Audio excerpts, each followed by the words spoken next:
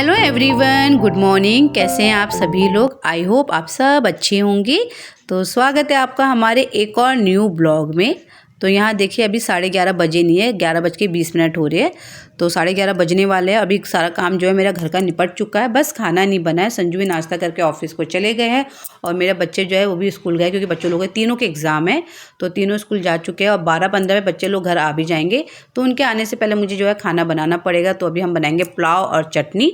फिर दिन में मैं 2-2:30 बजे के टाइम पे बनाऊंगी चावल की कचरी। तो मैंने कल ही रात में जो है चावल भिगा दिए थे, राशन वाले चावल रखे थे मेरे पास, वो भिगा दिए थे, क्योंकि राशन वाले चावल जो है मोटे होते हैं तो उनसे कचरी अच्छी बनती है। वो मैंने भिगा दिए थे। तो 2-3 दिन बाद बनाएंगे हम आलू के पापड़ और आलू के चिप्स, जब हमारी कचरी सूख जाएगी। क्योंकि घर के पापड़ का स्वाद ही कुछ और होता है। रेडीमेड पापड़ अच्छे लगते हैं पर इतने अच्छे नहीं लगते जितने घर के पापड़ों में स्वाद होता है। तो गाइस बच्चों के आने से पहले जो है फटाफट खाना पहले बना लेती हूँ। फिर उसके बाद चावल को धो के हम भी उसको भी पकना रखना पड़ेगा, क्योंकि उसमें भी टाइम लगेगा। तो गाइस मैंने चावल जो है, तो चावल मैंने रात में ही भिगा दिए। राशन वाले चावल जो होते हैं वो है, वो रखे थे मेरे पास, मैंने वही भिगा रखे और इसको खूब मसल दिया। अब इसको हम पकने रख देंगे। इसमें धो के इसमें अजवाइन नमक डाल के, तो उसको साफ से धोना पड़ेगा पहले। तो यहाँ चावल धो दिए, इसमें हम डालेंगे अजवाइन। अब इसमें डालेंगे हम नमक। तो इसमें नमक भी डाल दिया, थोड़ा सा इसमें हल्का सा मैंने रिफाइंड डाला। अब इसमें हम लगा देंगे ढक्कन, 3-4 सीटी आने देंगे। इसके बाद देखेंगे इसके हाल क्या हो रहे हैं।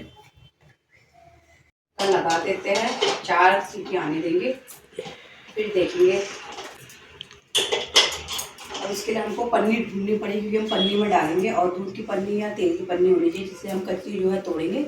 तो यहाँ चावलों में पानी कम हो गया, जैसे पुलाव बनता है वैसे चावल बन गए हैं। तो मुझे भगोने में डालना पड़ेगा आधा चावल, फिर दोनों को पकाना पड़ेगा। और इसमें हम डालेंगे कलर। तो मैं इसमें ऑरेंज कलर डालूंगी और इसको खूब अच्छी तरह घोटना पड़ेगा, क्योंकि एकदम चावल जो है बरबरे हो रहे हैं, तो उनको घोट के एकदम कचरी बनती है।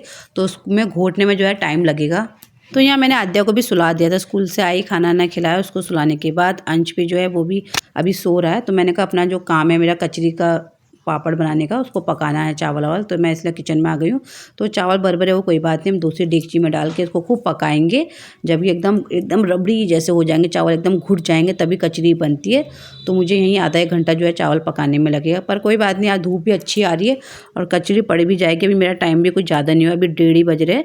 तो 2 बजे तक जो है चावल मेरे अच्छी तरह पक जाएंगे। 2:30 बजे हम ऊपर छत में चले जाएंगे। और आज मौसम भी अच्छा है, धूप आ रही है, तो हमारा कचरी जो है बन भी जाएगी।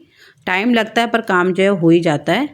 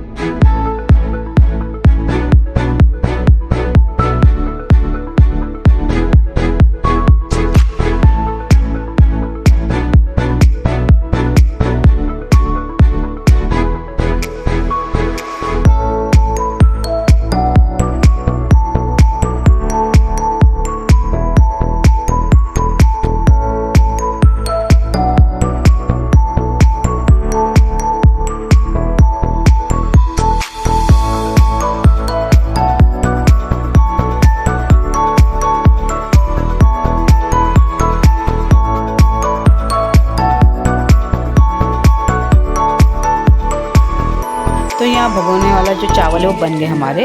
तो उसमें बहुत टाइम लगा क्योंकि मैंने कुकर में चावल जो है ज़्यादा हो गए थे, एकदम खिले खिले हो गए थे। तो फिर मैंने कुकर में भगोने में करके पकाया और खूब घोटा अच्छी तरह, तो बन चुके हैं। और मैं लेके आ गई हूँ देखिए पॉलीथीन। तो हम जो पापड़ बनाएंगे, कचरी बनाएंगे, वो इसी पॉलीथीन में तोड़ेंगे, आराम से निकल जाते।